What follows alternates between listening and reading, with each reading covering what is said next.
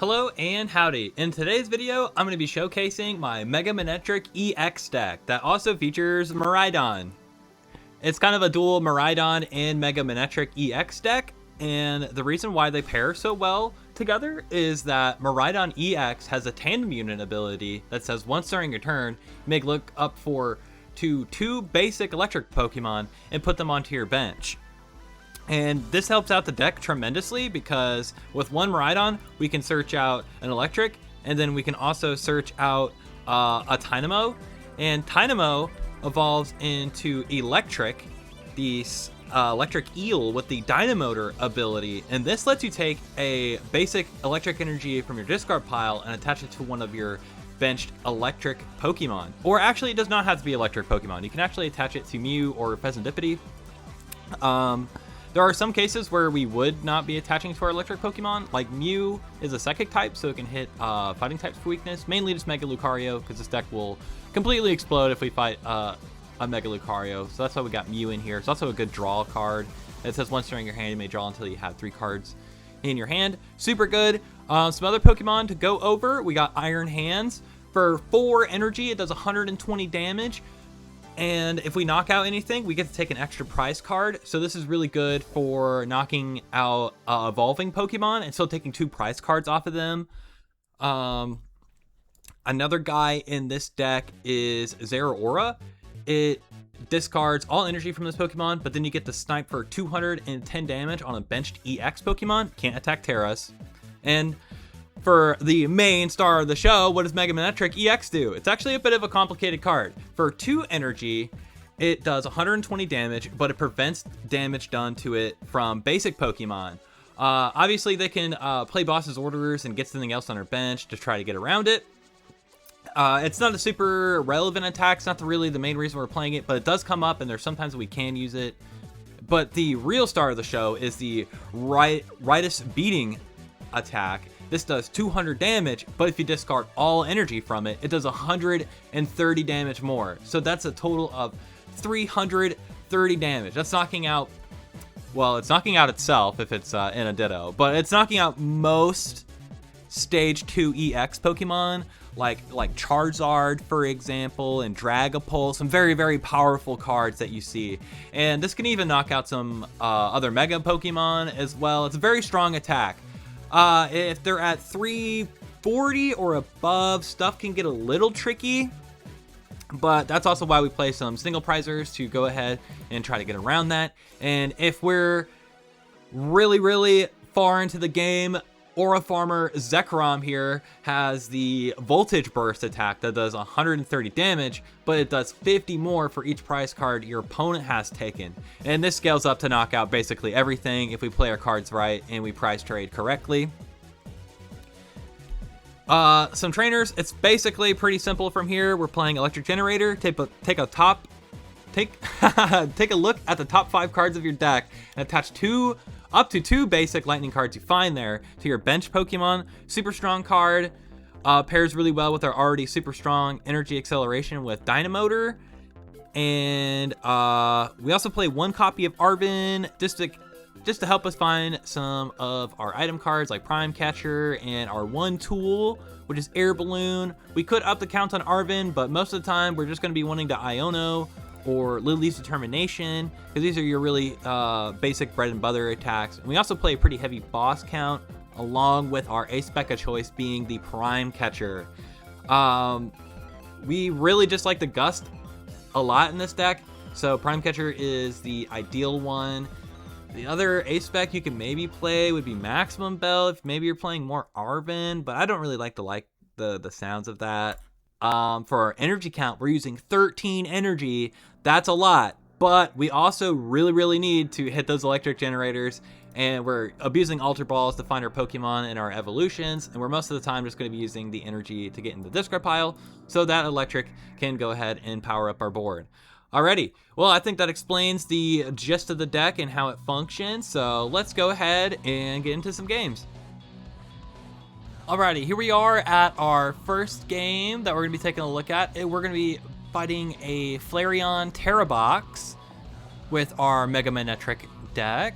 This is going to be some commentary over some pre-recorded game footage. When I was capturing footage for this deck, I was pretty sick with a common cold, and I did not sound very good on the mic. So a couple days later, here I am covering the deck. I wanted to get this around Christmas, but then I got busy, and then, you know, sick, and it was all la la la. You probably don't want to hear about my life story. You just care about how cool Mega Manectric is. All right, so we got an Ultra Ball and 3 energies in our hand. So obviously we're gonna scoop those lightning energies for our Ultra Ball and get ourselves a Miraidon to go ahead and set up the rest of our board. It does suck that we have no supporter in hand and not much of a way to get around this, but let's just go ahead and set up as much as we can for what we got. We can hold the Electric Generator or go ahead and just use it on our Electrike. If we use our Electric Generator now, we do have a odds of scooping some energy off the top of our deck and then reshuffling it so then we can maybe hit a supporter. But that might be a little greedy because I don't exactly know what we're going to be up against, or like what their hand is, or if they're going to Iono us. And they're playing a Pokegear 3.0, and there's the Iono. Hopefully they play it so they can force this into a much better hand. It does suck that we're going to be losing both of our evolutions, but it's not the end of the world. I think we already had those in our hand. And we generally like to find those around turn 2 or 3. Because early game, we can kind of just rely off of Electric Generator and some of our lower cost attacks, which is mainly Thundurus Hollow. See, they grabbed a Fan Rotom with their Ultra Ball, and Fan Rotom has the ability where during your first turn, you can look up to 3 Pokemon with 100 HP or less and put them into your hand. So more than likely, it's going to grab some Noctowl stuff and an Eevee. So they grab 2 Hoots and an Eevee. Good thing our Iron Hands can take 2 prize cards off of pretty much everything on their bench shitters right now. They do not have a way to knock us out unless they had like Crispin and also Sparkling Crystal in hand and the evolution. Well, there's the Crispin, so they're not Ionoing us, which is unfortunate. But even if they did knock out our Iron Hands turn 1, that gives us fuel for Electrike, but we don't have a way to retreat the active. So we're kind of hoping that they don't knock out our Iron Hands. He is a little fat at 230. Not the bulkiest EX in the world. And they go ahead and pass. They did not have all the pieces for that play. And we top deck a Professor's Research. That is all skill, actually, not RNG manipulation. I am definitely not cheating. We hit 1 energy off the Electric Generator. Better than none. Because this means now we can go ahead and, after we use our Professor's Research, hopefully draw into a Lightning Energy.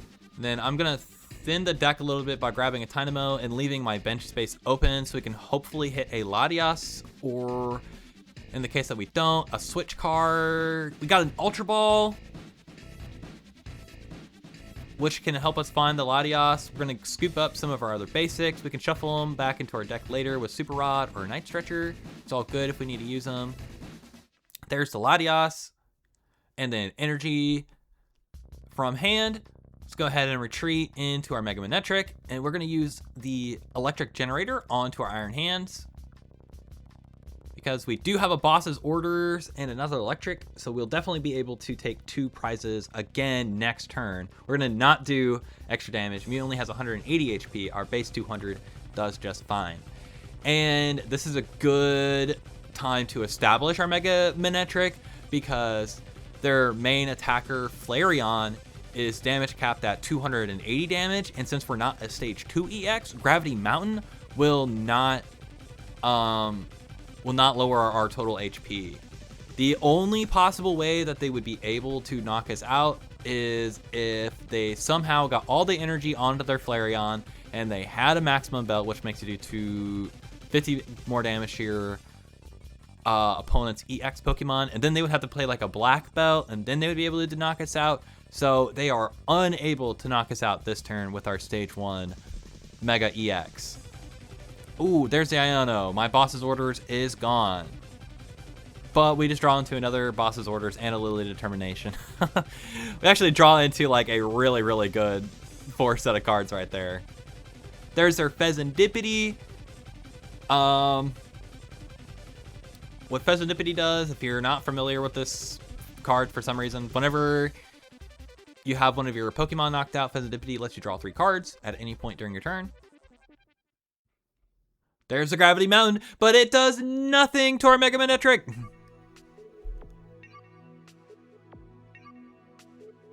Okay, here comes a switch. They're going to stall for a turn.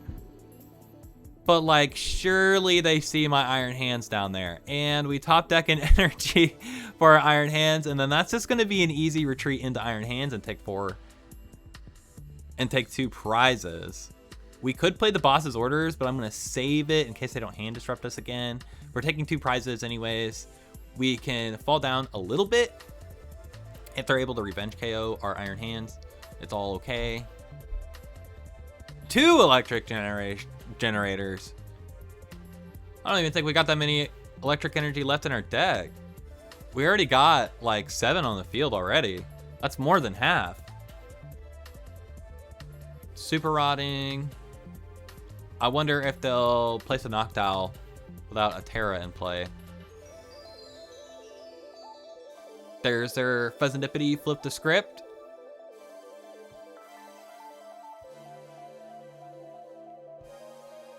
They don't really have much of a way to prevent me from just retreating into the Mega Manectric and then blowing up their Flareon. So this game's pretty much over. I established too strong of a board too quickly. And that's the real main pros of this deck, is that while we can't knock out every single Mega Pokemon in the game with our Mega Manectric, but we can, by turn 2, we're pretty much rolling and busting boss's orders or some kind of gust, every single option we get, and taking prize cards. I love super aggressive decks. I am definitely a fan of very basic oriented decks, and then also like stage 1 oriented decks. And this deck is just kind of the best of both worlds for that kind of play. It's very Pokemon V and Pokemon V Max brained.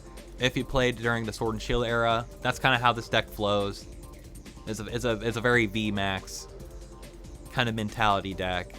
Let's see, what are they doing? Just get your Flareon, dude. I know you got the Sparkling Crystal. I like swore you drew it off of something, or you showed me it, or like what? I don't know what they're doing.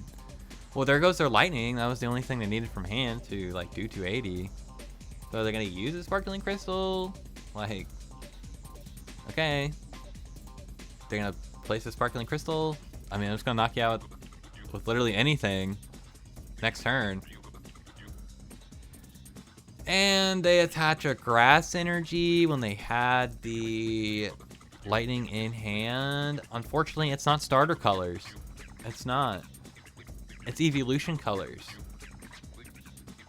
Okay, well they attached an extra energy for no reason, but they still got the KO because they had Sparkling Crystal. So I was like 99% sure that they had that Sparkling Crystal anyways. But what if we did something really funny? Like, what if we like Night Stretcher, Iron Hands, and then we use our double electric generators to just go ahead and sauce on them real quick and be like, nah, bro. Even if my Mega Manectric was gone, I still would have won this game.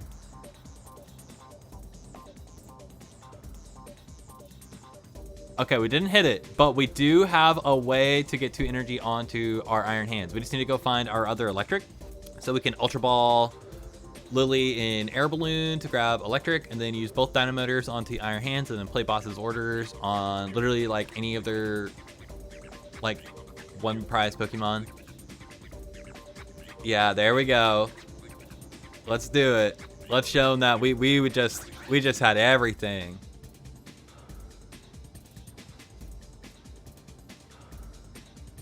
There's the second one. 4 energy on our Iron Hands, and then we're gonna play. Not yet. We're gonna retreat into the Iron Hands, and then we're gonna play our boss's orders on, I guess, Noctowl. All right. Thank you very much. Thank you very much for them cards. Alrighty, and that is game 1. Okay, here we are into game 2. We're going to be up against a Raging Bull Terra box with Owls. So a little similar with the Flareon, but this deck primarily focuses around with basic attackers instead of stage 1 attackers. But much like with the Flareon, we can also pretty easily just go 2-2-2 with them, even though that the 240 HP on the Raging Bolt is a little awkward for us to get around. All right, we have a pretty good starting hand here. We might have to cough up the Electric, but I guess we'll see what we top deck off these 2 mulligans and then our top deck return to make to come to a good evaluation of what we should do. Because just starting with Miraidon alone is really strong, because now we can just essentially set up our whole board for free. Okay, just waiting for them to set up their board. More than likely going to be a Raging Bolt and an Ogre Pawn to start out with.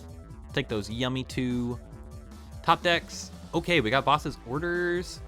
We don't have any Electric Generators. We got the Iron Hands, but without the Electric Generators, I'm not super duper confident about playing this down yet, because we might just have to go invest in something that can just do 220 right away. So what we could do is we can grab 1 Tynamo, 1 Miraidon, and then off that next Miraidon, we can grab the Tynamo and then the Electric. Electric is our only way to hit above 220. It can also block some basics as well. And since their deck only focus on basic attackers, it can definitely block for a turn. It's not always immediately necessary to use that in this deck, but just be aware that Mega Manectric can block basic attackers. And it's real awkward for them because they won't be able to take 3 prizes because they'll have to like play double Gust, which means they'll have to play a Prime Catcher and a Boss's Orders to like even get around that and then take 3 prize cards off of us. It's just that the damage output on the basic blocking is a little low. Let's go ahead and attach a energy from hand. Our board's looking pretty good without Squawk. We have some supporters. Mainly just need to be prepared for next turn. I doubt they're going to play an Iono. They're probably going to have to play something a little bit stronger. I don't know if Raging Bolt even plays like Judge or Iono anymore. They probably do in some kind of count. And in that case, I'd get really punished really hard for having my hand this loaded. But with this Ultra Ball and this other Electric in our hand, we can pretty much power up anything we want. And if they even do manage to take a knockout right now, without shuffling our hand into our deck, we can go ahead and place down our Fezandipiti. And with our Fezandipiti, we can draw 3 more cards. Who knows what that would do? Alright, there comes a Squawkabilly. Easy food for our deck. We can even knock it out with a Thundurus Hollow. But we probably just want to go for their Ogre Pawns because that's their main draw and energy acceleration. But they usually play like 3 to 4 of them, so removing them off the board is pretty hard. But so long as we get that first KO on the mask, and we keep chaining it back to back, we should be good. We'll see if they're able to get the... No? I was going to say, they probably did have a way to take the first knockout here.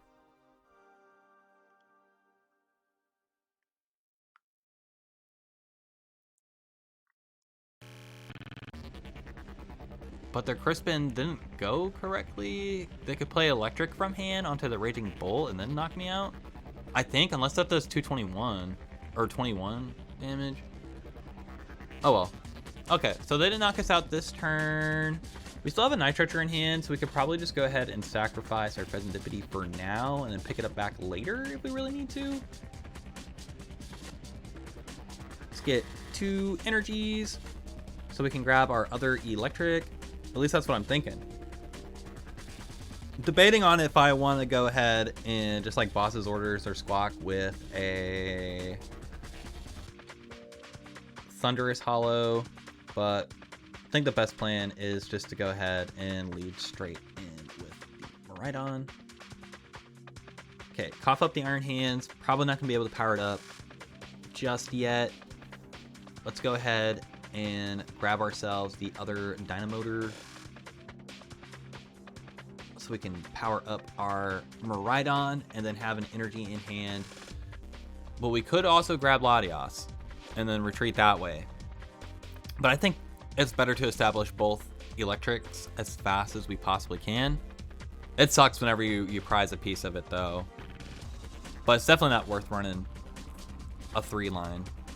Yeah, let's go ahead and Dynamotor to our Miraidon. Attach the energy to our active Miraidon. Retreat into it. There we go. And then let's do 220. All right. Now that we've taken the first knockout of the game, that sets us in a pretty healthy lead.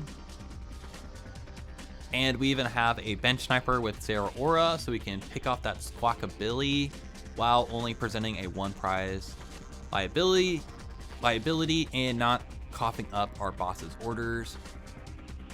Okay, Raging Bolt, there's your electric energy.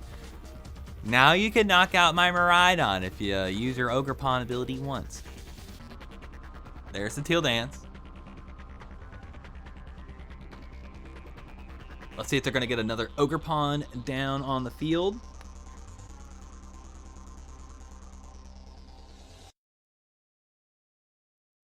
And I don't know why they did that, but I guess they really just needed to draw some cards. But like, wait, why didn't they also attach him some more to their Raging Bolt? Maybe they didn't have enough energy in their discard pile for it? I don't know. That seemed like a waste. He probably did not need to play the Professor Sadas that turn. He probably could have just held off on it. Just take some prizes and see what you get off the prizes. And then you could basically refund all the energy back to your next Raging Bolt. There's 280. That's a lot of damage. That was probably a little too excessive. Okay. We got a Switch in hand. So we can easily retreat our Electric off of this.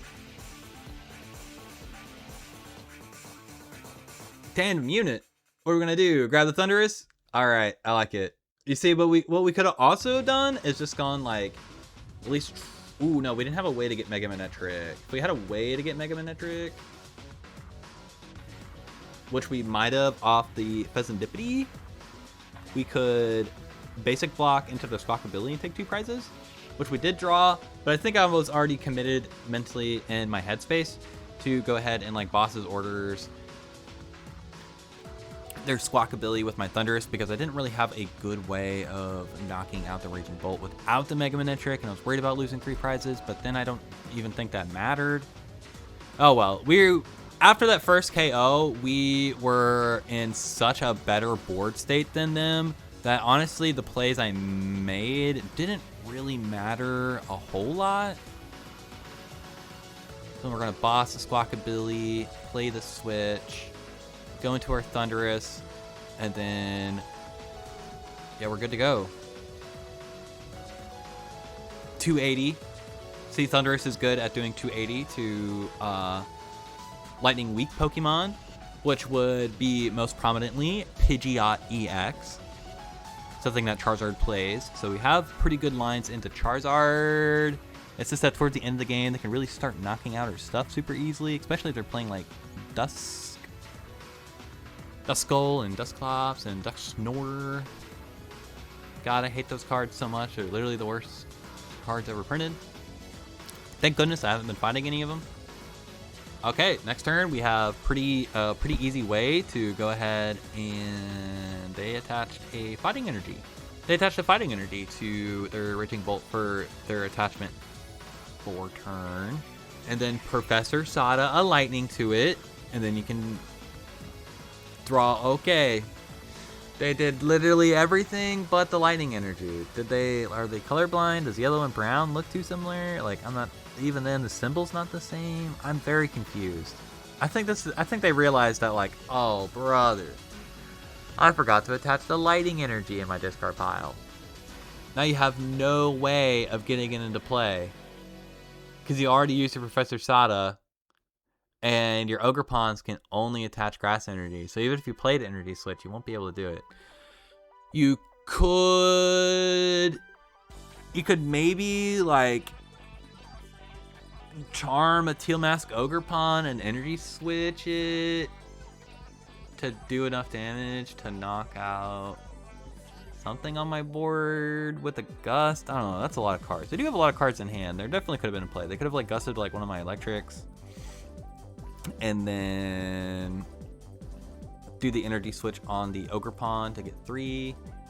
They already attached from hand for turn. I'm just trying to think about like ways that they could have like remedied this, but no, the play that they made was just so horrible that I don't think there's any way they could possibly get out of this. We're just gonna spam our Electrics in and kill them next turn. Because look, we also have Arven in hand. Guess what Arven gets us? It gets us Air Balloon, so even if they do try to retreat us, like to retreat lock us, we're good.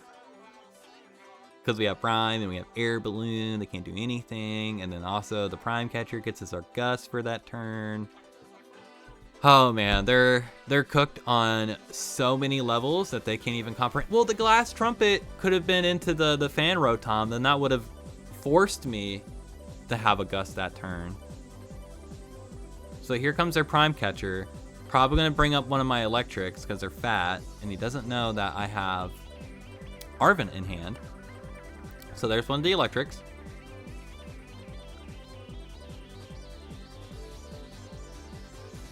No energy switch, I'm assuming.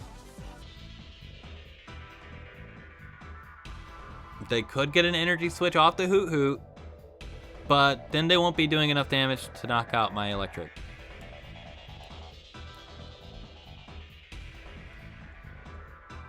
Fan Rotom's a pretty strong attacker, but it can't really quite get regular evolving stage 1 Pokemon too well. There's Electric Generator. For who? Who knows? Who cares? There's our Prime Catcher. And our Balloon. A little redundant, but that's why we play Arven. Let's fire up the Mega Manectric. Attach from hand. And then we go ahead and play Prime Catcher onto their Raging Bolt that had the atrocious energy on it. And then we can just 330 explode it and take our last 2 prize cards. And there we go. There's game. Alrighty, getting into the 3rd game of the showcase. And this deck we're going to be fighting is going to be Hop's Zacian and Friends and Cram and Snorlax and probably Fezandipiti EX. You know, all the familiar guys. Hop just has them all. Alright, we started off with Tynamo, which actually is not too bad of a lead. I love that Tynamo has free retreat. It is a little scary because since they're a Zacian deck, they can easily do more than 40 damage for no energy, which can get really scary. Yeah, I'm kind of at the... like, I could use an Electric Generator. See if maybe they like want to boss KO my Electrike, so then I can kind of trick them into getting energy into my discard pile. And Zacian does snipe 30 damage to the bench with its first attack, but that is definitely not enough because Tynamo has 240, or not 240. Oh man, Tynamo had 240 and free retreat. Goodness gracious, I think it'd be in every deck. No, it does 30 damage, and Tynamo has 40 HP. So they would have to play something like a Halucha in order to board wipe us this turn. They would have to like have Latias and a boss, or a Prime Catcher, and then a Halucha. Then that could have been possible. So there's the Latias. Professor's Research, the last card in their hand, draw 7 cards.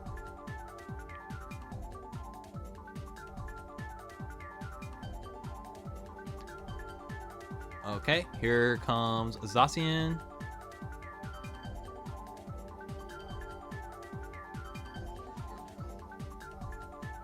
See, I'm not... They discarded a Relicanth. but I'm not sure.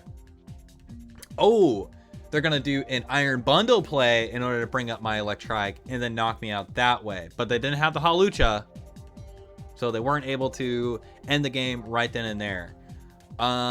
Some players would be like, oh my gosh, I'm too scared now. They already knocked out my evolving Pokemon. But I don't care, because I also play a lot of basic Pokemon, and you just fed energy into my discard pile, you fool.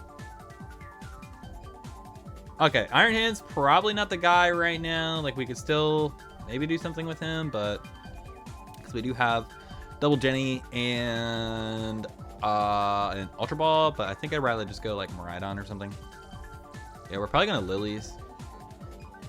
Yeah, we already had 2 energy in the discard pile and only like 1 way to Dynamotor this turn.